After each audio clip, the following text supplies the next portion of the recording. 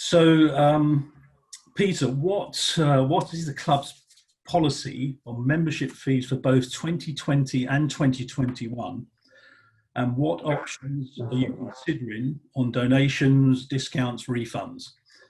And just to add to that, there was a group of members actually had got together, and one of them has sent a message saying that they've discussed options on how some members might want to go beyond donating their membership fee this year. So, for example, making a contribution by sponsoring some of the playing and or development sides overheads, or sponsoring some part of the ground and or equipment and kits. So over to you, Peter.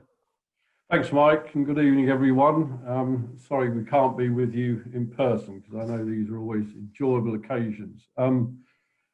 As far as the memberships for 2020 are concerned, it's something which is still in development. I mean, there are lots of unknowns. Derek will talk about what cricket we may or may not see. I think that's coming up in the next question.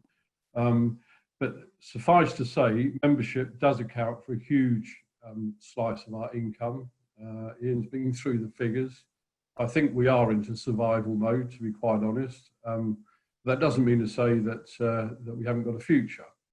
As I say, there isn't a quick and easy answer to what we do in 2020. What I can say is that all counties will act together as one. That is the plan anyway, and I don't think anyone disagrees with that. So that the cricket family will share the burden right across the board.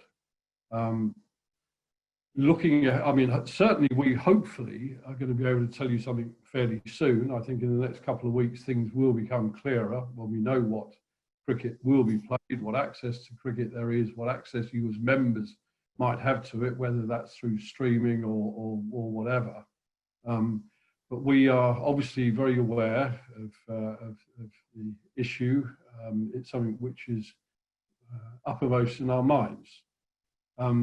Looking ahead, of course, to 2021, it would be, were it to be that we didn't give any rebates on the membership fee, we are certainly looking at a fairly significant package of benefits for members going into 2021. Again, that's something which is in development, and we will certainly communicate that in due course as we have hard details. But we're dealing with a very flexible situation at the moment, unfortunately. The idea of how members might be able to help the club, this is something which has only recently emerged. I personally like the idea of some sort of crowdfunding to get that going on. I don't know, we haven't discussed it as part of the board or the committee, but I mean that may well be a way forward. We certainly, there are plenty of projects which I think members could help us with, and I know that there is a willingness out there for the members to see this club not only survive but to continue to grow and provide value for money for your membership. I'm afraid that's probably about as much as I can say at the moment. I don't know if anyone of my other panelists here wish to add anything to that. Well, that's fine, Pete. I go along with that. Okay, good.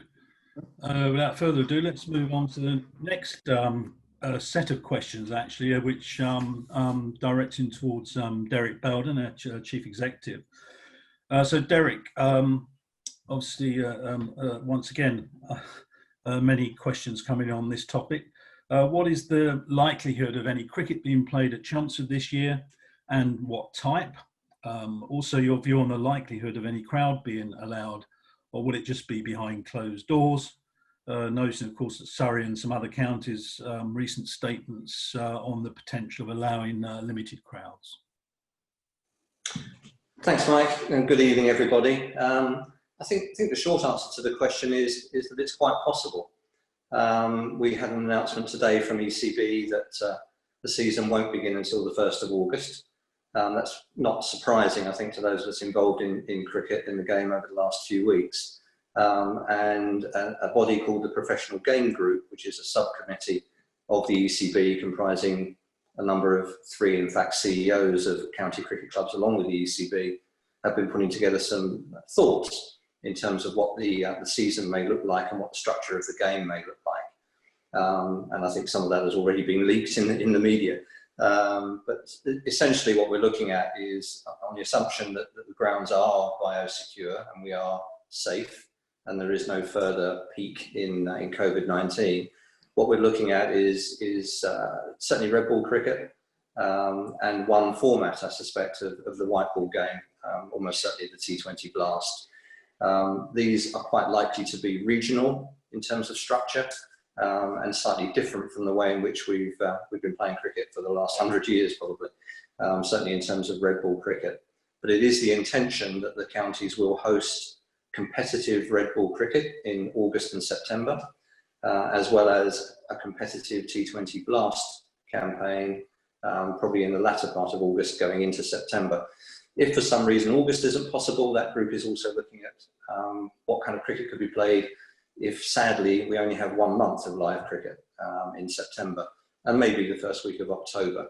But some of the ideas they come up with, which I probably shouldn't share because they've not yet been approved by the ECB board, are very creative, albeit quite truncated compared to a season running from April through until September. But the plan certainly is for us to have red ball and white ball cricket during that 2-month period. The England Test cricket will form very much a test for that, I think, in terms of how grounds operate, the biosecurity involved, and the training that players will need to go through. So it's really step by step. And as is the case with many other things, I think by the end of June will be a lot clearer. I think it's almost certain initially those games will be behind closed doors. But as you've seen in the media, there are counties, Surrey and Northampton have been mentioned, who are very keen on progressing biosecure, distanced audiences in order to watch the game.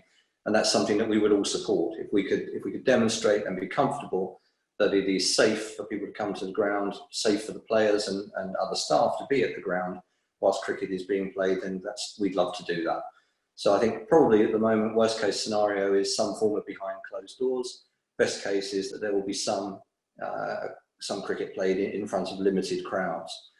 Depending upon whether that's red ball or white ball, I think it's almost certain that we would prioritise members. I mean, you support us fantastically and have done for many years. And I think whilst currently the membership, for instance, doesn't include T20, I think going forward, if that were the only competition that were attendable, as it were, then priority would be given to members. So optimistic with a small o, and certainly if the global picture, the broader picture with the virus continues to improve, then I think we will see some cricket in Chelmsford. Okay, so moving on then to Ronnie. Got some questions for you, Ronnie. I've got some here beforehand, and we've got some others lined up for you if we have time later. Okay. First one, which I'm sure that probably everyone on the panel has got a view anyway, but I'll fire this off at you first, which is, does the club have a view about the number of games and the structure recently proposed that would make up a championship season, noting that Alistair Cook said that he would not want to see 6 games making up a season, and similarly the proposed structure for the T20?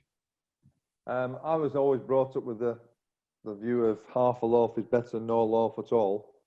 But when it comes to cricket and 5 championship matches, it is what it is. If we can get some cricket in, something is better than nothing. It's not ideal. It's not.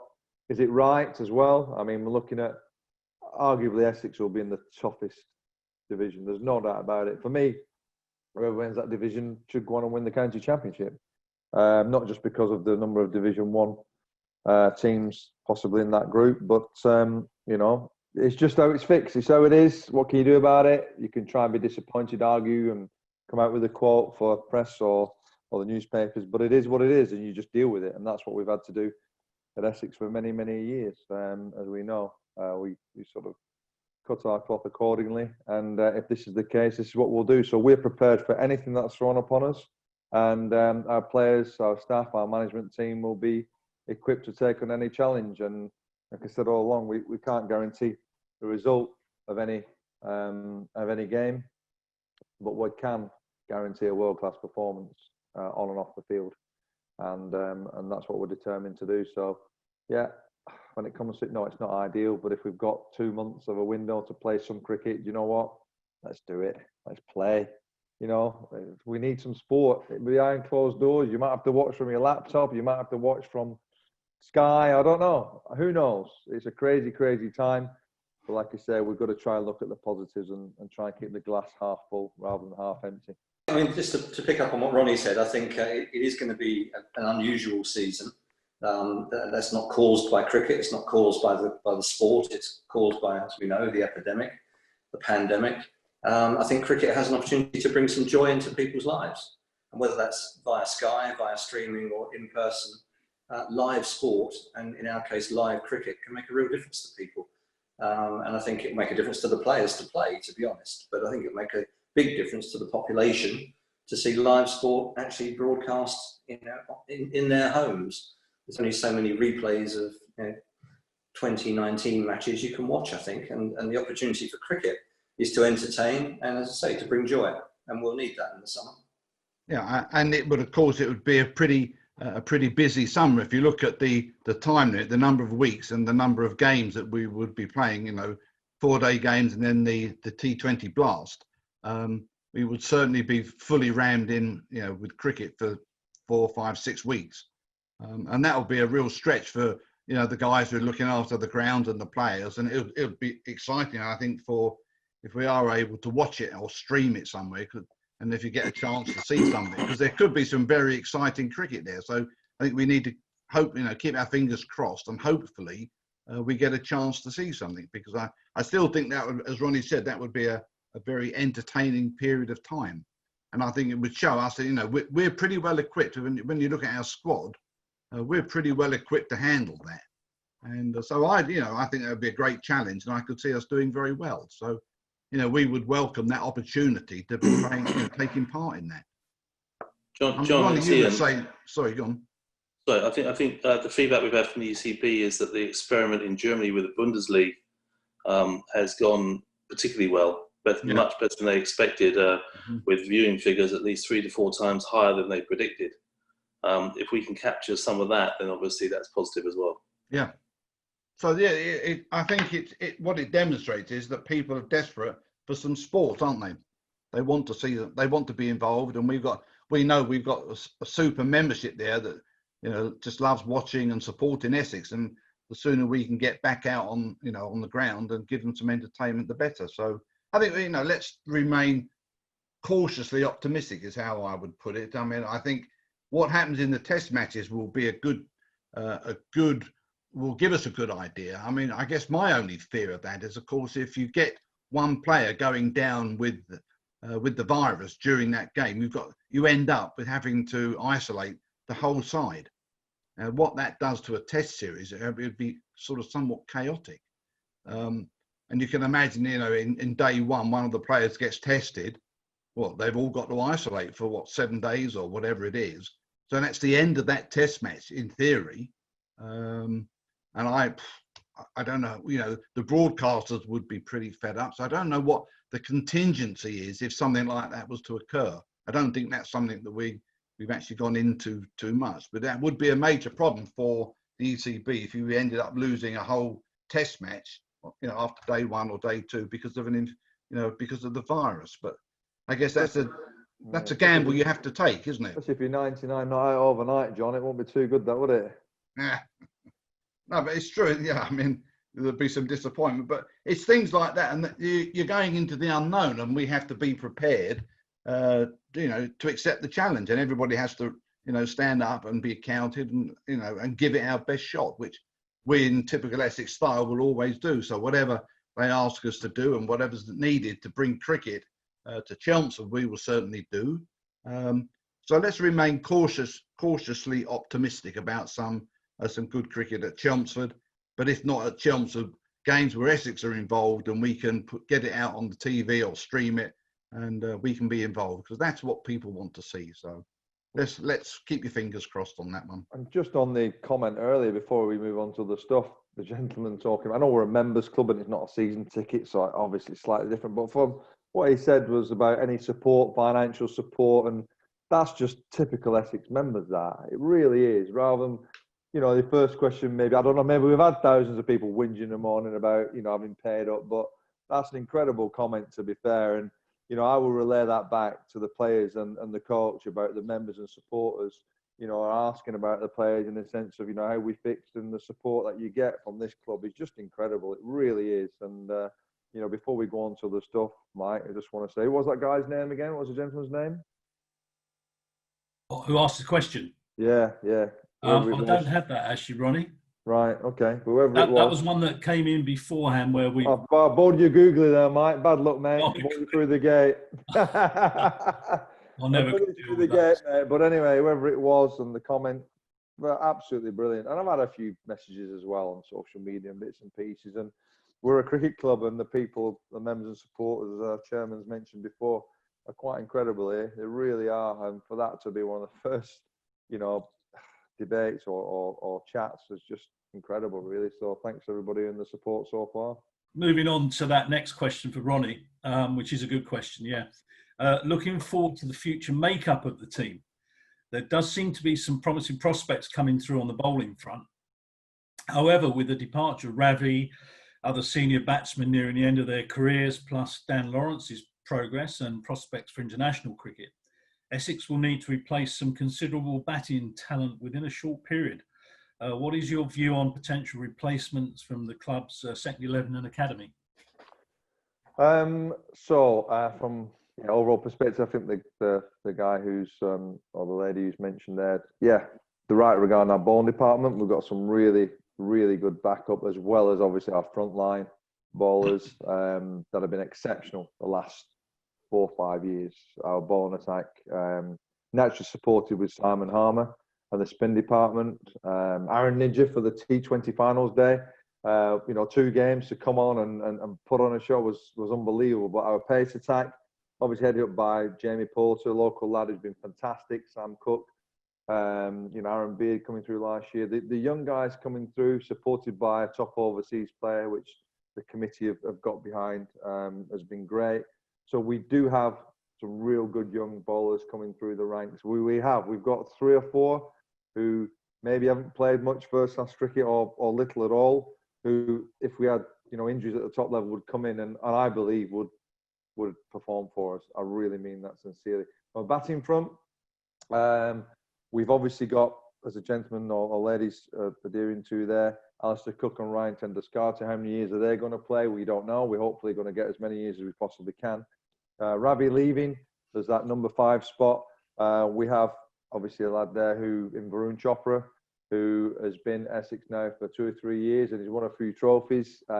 He's been sort of in and out the side as a squad player, but I firmly believe in Varun. I think he's a fabulous lad, and he's a decent bat when it comes to, certainly batting anywhere in the top 6. He can bat anywhere. He could open the batting, or he could drop down to number 5. I think he did, or he has been for Warwickshire, or certainly us when I was first starting out as captain. So Varun is flexible, so he's got a bit of experience there, because we're going to need experience at some stage if Alistair Cook and Ryan Tenduskarte at some stage look to retire.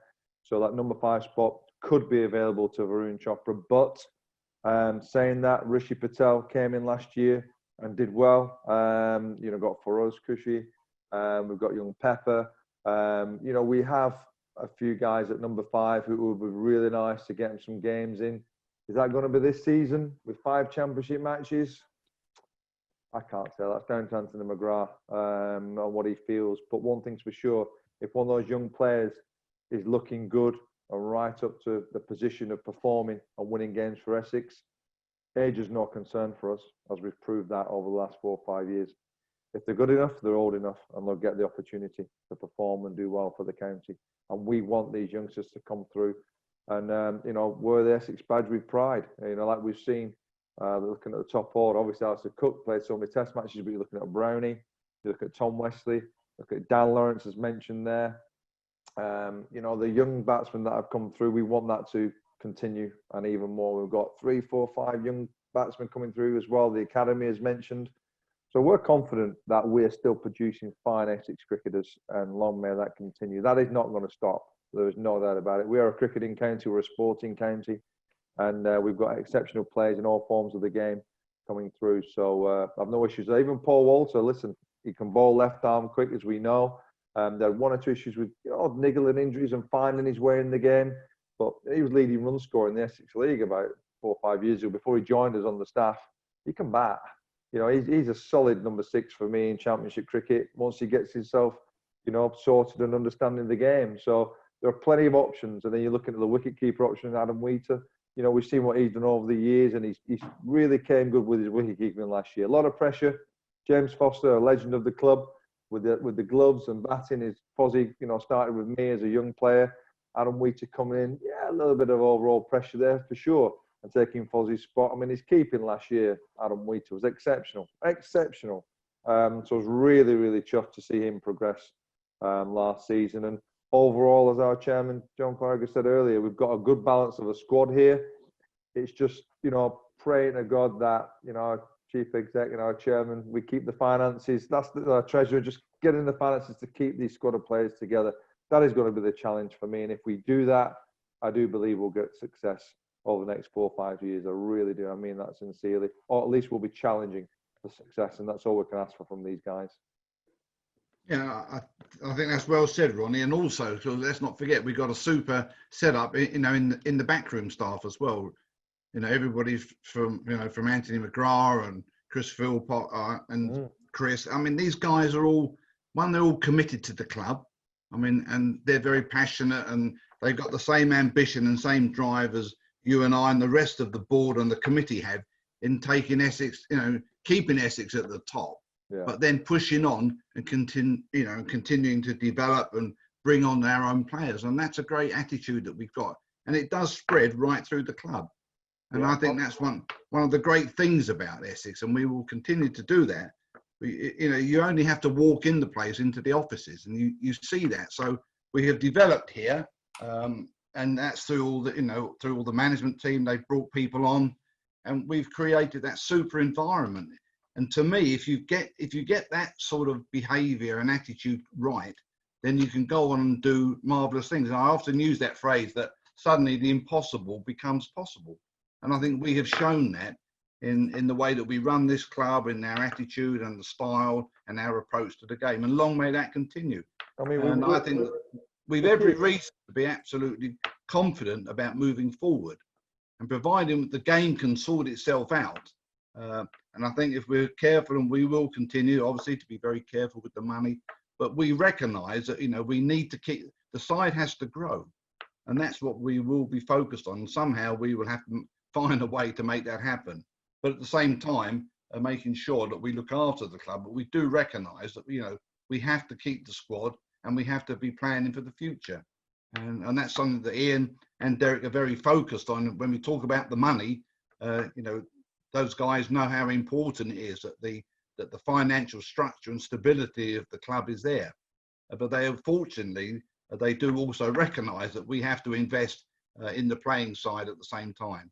So I think we're in good hands there with those, and I think the whole board, can be confident. And it's at this time when we all come together. It's tough times, but I think we are showing our true spirit, and Essex will come through this period. We have the players, the squad, the staff, and we will come through this difficult period in the game. So well done to you guys as well. And the young guys as well, we've got coming through in a sense of, look at the percentage of players we've got on the staff are from Essex. I mean, you're allowed the odd import, especially from Lancashire if they become available, all-rounders. Those days have gone. Yeah.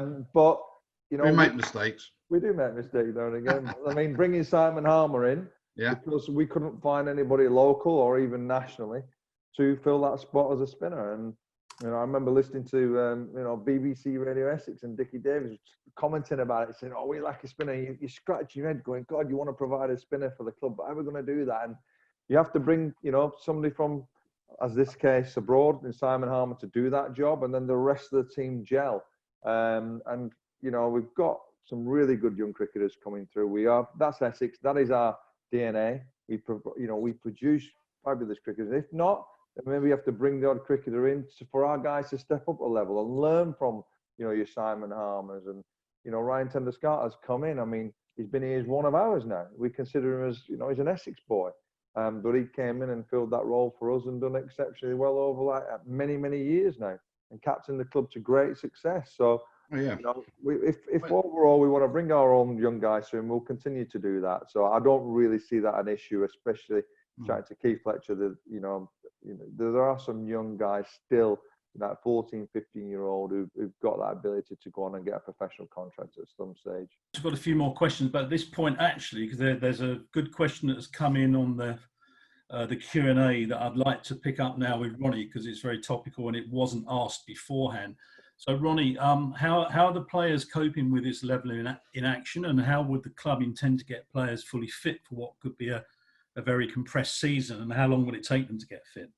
I think the majority of the players, as we know, they've been furloughed. So when it comes to work, there is no practice. There's been no cricket going on because there isn't. So from that aspect, guys have been on a personal level, been keeping in touch with each other.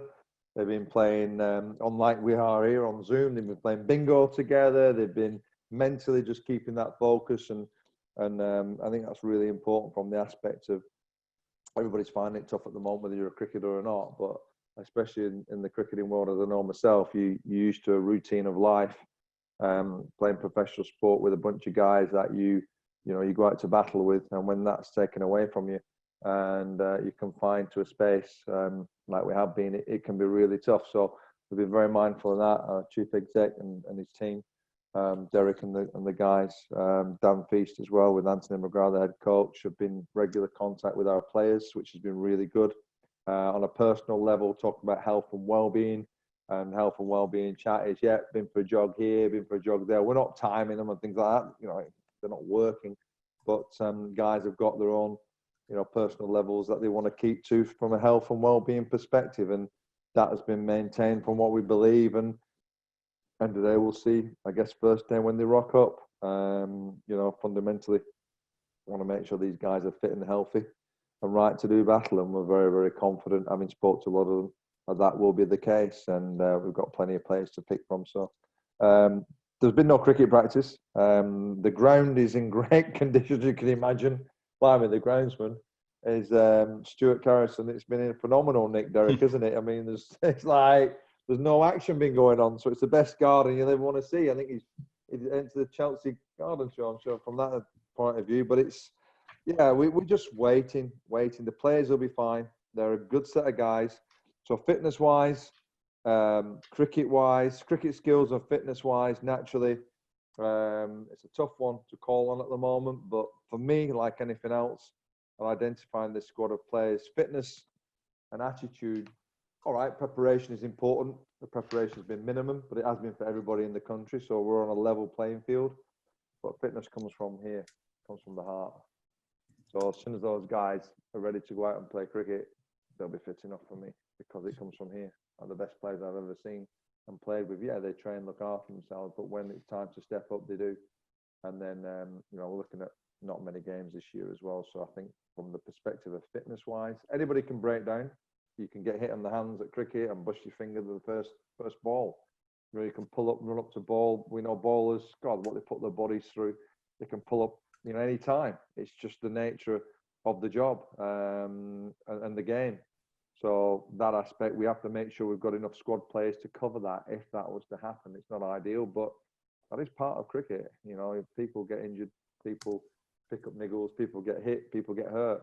But we've got a good squad of players, as our chairman mentioned earlier, to cover all bases. So fitness-wise, mental health and well-being, so far so good, but we have to keep an eye on that always.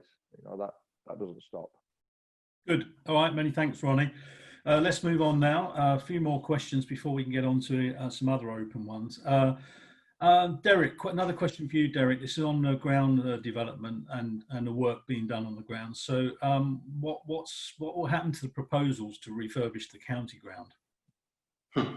Well, as John mentioned, we've been doing quite a bit of work together with the ECB in terms of putting together proposals for minimum standards, which would have required some significant capital investment from ECB, as well as a contribution from the club in terms of the pavilion facilities, player facilities, ingress and egress, etc. It's on hold at the moment, obviously, because with events at the moment, the monies that are available from ECB are largely going to go to support human activity as opposed to bricks and mortar. But we have a meeting scheduled, as it were, when we get through this particular period with ECB to go through our proposals in terms of the minimum standards that we believe we need to improve upon and the kind of funding we'll need to draw down to be able to do that. So it's on hold at the moment, not surprisingly. However, in the last few months, and interestingly today, the work on the floodlights has been completed. So I'm told by our stadium operations director that we can actually switch them on Monday. So that's a major investment on behalf of the club in order to get our standards up to the level that they should be, in this particular case with floodlights. We're also virtually there with the work on Rivergate. I think we're just literally waiting for handrails, which will be delivered tomorrow. In fact, I know we are. And Rivergate, other than that, is now complete, which will improve our ingress and importantly egress from crowded matches. And Graham, rather like Stuart Kerrison, who's been doing a lot of work on the ground with nobody in it. Graham Childs, our stadium operations director, has been doing a lot of work around the ground with repairing fences, repairing doorways, painting, etc. So the ground is in quite good condition, albeit it's got very few people in it at the moment. So in terms of the major investment, we'll revisit that when we're through this particular period. But in the interim, we've done quite a bit of work in terms of improving the ground.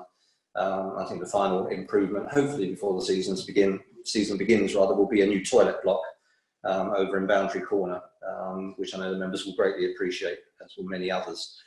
So we've been making some expenditure, and the ground will have improved over the last few months. And as soon as we get back to a normal, we will be talking with ECB about further improving the facilities. So moving on, I've got a question about festivals, which I'm going to refer to Peter Northfield, specifically about Colchester.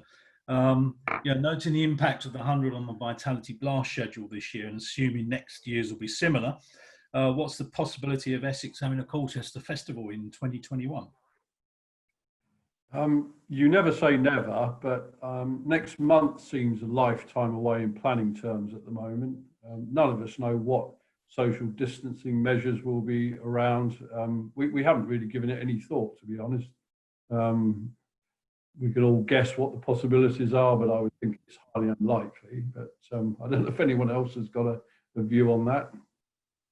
No, I think that's a very fair point, Peter. I mean, it's we all know. I mean, Colchester, we know was and would continue to be one of the favourite outgrounds, but we have to, in this current climate, particularly now, where there is so much uncertainty in terms of our finances, as Ian has very carefully taken us through. We are really walking into the unknown at the moment, and so in terms of sort of investing to take cricket at this point in time to an outground, which we know in the past that we struggled, but we always said that you could never do it unless you could get a county championship match and a one-day, 50-over game or whatever there at the same time. It just doesn't pay, and that probably continues to be the case. So as much as we would like to be playing out cricket, and Colchester, is a favourite, and I was brought up on outground cricket, and I like it. I don't deny that. But it has to be right. It has to suit the club's needs, and we're ever more now conscious of the financial implications of whatever we do in terms of fixtures and fixture arrangements. So you're right. We don't know where we are, as you say, from one day to another right now. So to make any commitment, but it's fair to say that we've never stopped looking at the option of returning to possibly having a festival game at Colchester, and we've looked at it and it's been considered, but the timing has never been right. So to make any further comment on that, other than to say that we will of course always have that in the back of our mind if there's at all an opportunity to do that. But right now you could not make any commitment one way or another. And I think if we're perfectly honest on this one, I would say next year it would be unlikely. As you say never, but I can't think we shouldn't have to be over optimistic about it happening, certainly for next year. I think that is unlikely, but we don't give up on that one. Okay, many thanks, Peter and John, on that one. Bear in mind, I've got one or two questions I'd like to get in. Particularly, I've got one for Pit George. So after the next question for Peter Northfield. So maybe I know that Pip's in the audience, and I know our magic technical team can actually transform him to be a panelist. So if we could get Pip ready to go, that would be good. But in the meantime, Peter, it's just another question to you, really. It's just quite simply, when will the yearbook be ready?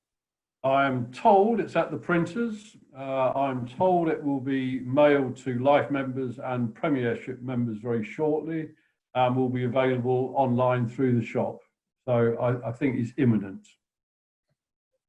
Okay, good, short and sharp. Thanks for that. Pip George, Chairman of EKIC, Essex Cricket in the Community. So Pip, I've got a question for you, which is, what advice would you give to recreational cricket clubs who are struggling financially, and when do you think recreational cricket will resume? Good evening, everybody. I can't see you at the moment. Can you hear me all right? Yes, we can, Pip. Great, yeah, that's lovely. Well, it's $1 million question. It's obviously been a terrible time for all recreational clubs. We simply don't know when we will be able to resume cricket. We know that it won't happen, it's unlikely to happen before the professional game, which, as we know, is not going to happen before the beginning of August. We hope that there will be some opportunity to have some junior cricket. That's likely to be the thing that starts first of all. And in the last couple of weeks, clubs have been able to reopen their nets for a very limited purpose, on a one-to-one coaching or for family members to have a net together. So as long as social distancing is studiously observed, that's happening. But it seems to be quite a long way off before clubs are going to be allowed to go out and play in the middle, I'm afraid. The Essex Cricket in the Community, through the adult participation group and the youth participation group, is keeping all the clubs very much in touch with the latest ECB thinking, and are synchronising any return to the game so that all the leagues will be able to make sure that they are singing from the same hymn sheet and starting the game at the same time when that is possible. But as to when it is, I'm afraid I don't know, and no one does. Okay. Pip, Right, thanks. Mike. Any other view around the... Yeah, Mike. Pip, it's Ian Patterson here. I know you're far too modest to bang a drum on behalf of the cricket and the community team, but so I'd like to do it for you if I could, please. I think the team is doing a wonderful job, and as you know, we're very, very proud of what we do with the recreational game in Essex. And there's lots of good feedback coming in about that team, so please pass on that. Thanks. Yeah, well said. Thanks, Ian. That's very kind. I mean, if I might just quickly say that Dan Feast and his team do a fantastic job. But one of the other questions I did see come in was about the opportunity for financial help for clubs. And I just wanted to say that although it's a very tough time for clubs, if any club is out there and hasn't contacted the Essex Cricket in the Community office to discuss the availability of financial help, they should certainly do so as soon as possible, because there has been in excess of £1.5 million that's come from grants and loans into the game in Essex through the various schemes that are available. And the office, the EKIC office, is there to help anyone who needs help. So please do bear that in mind.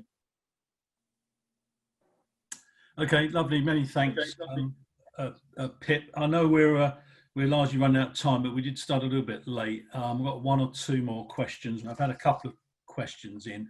Can't really answer necessarily all of them now, but I've got one I'd like to pass over to him. So, Ian, what is the basis of ECB providing funds to clubs? Is it the same sum per club, or is there a matrix where some receive more than others? If the latter, what can members club do to help maximise the ECB funding that Essex might be eligible to receive? Thank you, Mike. I'd like to say that is an excellent question, one that we could frankly do at least half an hour on just that one topic alone, but I'll try and keep this very, very quick. The historic dispersal of funds from the ECB to the 18 first-class counties has historically been the same amount of money to each county through regular payments under a thing that used to be called the Memorandum of Understanding, and is now called the CPA, the Cricket Partnership Agreement. Furthermore, when things like the ICC World Cup take place, or the Ashes, etc., touring teams come over, we often receive sums of money. And my experience is that historically those have been the same amounts of money, despite whether you're Surrey or Kent or Essex or etc. etc. Right. There have been one or two bumps in the road, as people will probably be aware. Let's think Durham and Glamorgan potentially. There's been quite a bit of noise around potential payments, or payments, not potential payments, payments that actually physically did happen to those counties. And I think the issue here, to me, is not one of fairness, it's one of transparency. We really need to understand exactly who receives what and why they received that, and what the logic was behind that payment. We're moving into a world now, especially in this very, very, very difficult time, where payments going forward may not be symmetrical to every county. In fact, there's a degree of asymmetry creeping in. There are counties purportedly out there right now who are in very severe financial difficulties. I'm pretty sure they're talking to the ECB, and I'm pretty sure they're providing some level of support to those counties. We don't happen to be in that position ourselves, but we as a committee, we as a club and a county, we're very, very keen that we're not impaired or treated unfairly in any way, shape or form, simply because we've been fairly well managed in recent years, and we haven't got ourselves into debt, and we haven't got ourselves into a position where we can't pay those service that debt. It's kind of weird and ironic thinking about it, that every county, us included, up until very recently, we've been talking about non-cricket revenues. We've been talking about maximising non-cricket revenues. What does that mean? Well, we have a facility that's, a cricket ground like a football pitch that's not used for 250 days of a year. We like wakes and bar mitzvahs and weddings and offsites and all sorts. Some people put hotels up, and as we've seen, certain CEOs from larger clubs very recently turn around and say that the biggest asset in their world, their non-cricketing revenue, has overnight become their biggest liability, a millstone around their neck. So we know that the clubs that historically we might have looked to and said they're in an enviable financial position because they can generate all this money away from the game. Well, that model's kind of imploded to some extent, and ironically, some of those functions that they offer are going to be some of the functions that are the very last functions to open up again. They're not going to be early doors. They're going to be late doors. Hotels with social distancing and 1 in 3 rooms, etc., etc. Conferencing and banqueting, where everyone's worked out that you can work pretty well from home these days and remotely.